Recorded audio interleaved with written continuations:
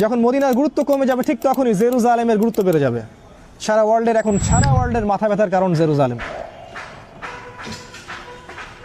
ঠিক তখনই শুরু হবে তার পরের কথা, যখন মদিনার গুরুত্ব কমে যাবে, জেরুজালেমের গুরুত্ব বেড়ে যাবে, ঠিক তখনই শুরু হবে মালহামা। এই হাদিসটা রাসূল তার সাহাবীকে বলছেন, তার নাম মুয়াজ ইবনে জাবাল। মুয়াজ ইবনে জাবালের ঘাড়ে হাত রেখে তিনি বলছেন, মুয়াজ, তারপরেই শুরু হবে মালহামা। তো মালহামা কি? তিনি বলছেন, মালহামা হচ্ছে এমন যুদ্ধ যেটা মানব জাতি কখনো কল্পনাও করেনি। যে যুদ্ধে প্রত্যেক 100 জন সৈন্যর মধ্যে 99টা সৈন্য মারা যাবে। যারা ন্যাটোতে আছে তারা যেন হাদিসটা ভালো করে শুনে নেয়, এবং তারা খুব উৎসাহিত ফিল করছে আমরা রাশিয়ার সাথে নিউক্লিয়ার ওয়ারে যাব।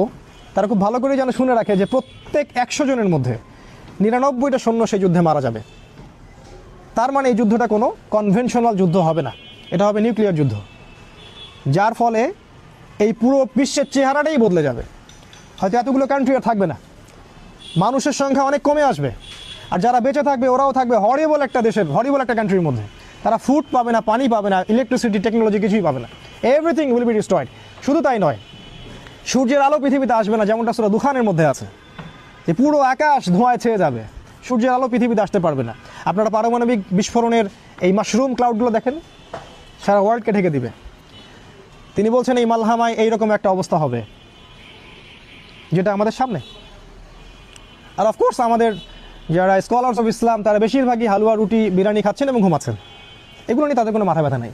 মাসিহুদ দাজ্জাল, যেই মাসিহের অপেক্ষায় স্টেট অফ ইসরায়েল বসে আছে, তাদের একজন মাসিহ আসবেন, এবং সেই মাসিহ যখন আসবেন তখন সারা ওয়ার্ল্ডকে তারা রুল করবে।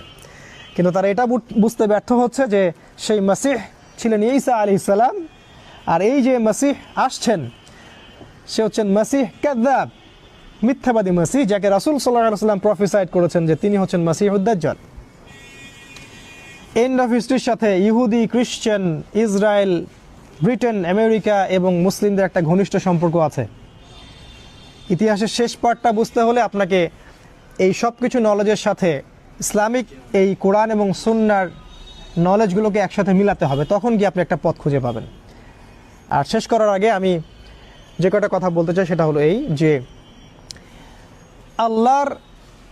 আল্লাহ এবং তার রাসূল আমাদেরকে যা বলেছেন, আল্লাহ এবং তার রাসূল আমাদেরকে যা বলেছেন, দেখুন খেয়াল করে, যে ইহুদিরা দাজ্জালকে ফলো করবে। বি কেয়ারফুল, ইহুদিরা দাজ্জালকে ফলো করবে, এবং দাজ্জাল জেরুজালেম থেকে বের হয়ে বলবে আমি মাসিহ।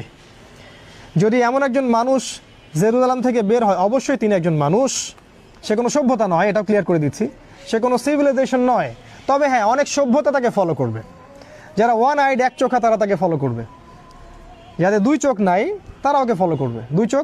2 চোখ নাই তারা ওকে ফলো করবে, কারণ দাজ্জাল ইকোনমিক আপনাকে প্রগতি দিবে, অগ্রগতি দিবে, আপনাকে সব কিছুই দিবে।